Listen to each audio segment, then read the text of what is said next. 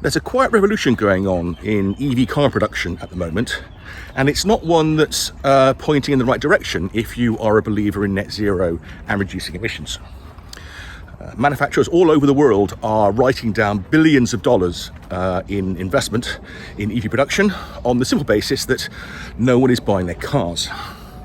We have some of the big car rental businesses are literally selling off or scrapping tens of thousands of models in their inventory because nobody wants them.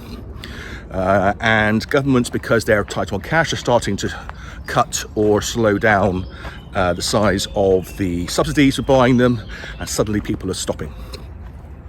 The targets in Europe for moving towards all EV sales, cutting all petrol and diesel cars, are quietly being amended because they're no longer feasible, and the fines on manufacturers for not selling enough are being watered down or displaced into the future to give them a chance to catch up because they're simply untenable.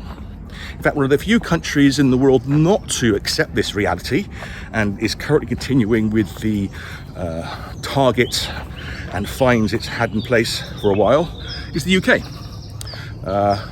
So no surprise there that we are the last ones to actually face reality of the world. So what exactly is going on? Well, EVs are expensive.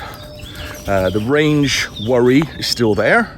The time it takes to charge is still there versus filling up at the gas pump. They are amongst the most expensive and unreliable vehicles there are to have versus long established and understood petrol and diesel engines. And all in all, people just don't want them. So unless you force them to have them, they're not going to. And this has been recognised all over the world, except in the UK. So the question is not if it'll be recognised, it's going to be how close to the wire we'll get before it's recognised. And don't get me wrong, I think EVs are great, although I think hybrid cars are much better because you don't get some of the range issues. There's still massively reductions to be had in emissions because most journeys are short and they can be done on the battery. Although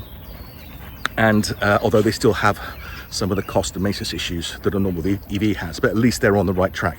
But of course, the government has decided that those only get a 5-year respite compared to non-hybrid cars, and that we should be complete EV anyway.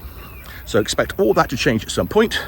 The only question is how long it's going to take for them to accept that, and how much more money, how much more investment UK industry and indeed the rest of the industry is going to have to write off before that's done. On that cheery note, ta-ra.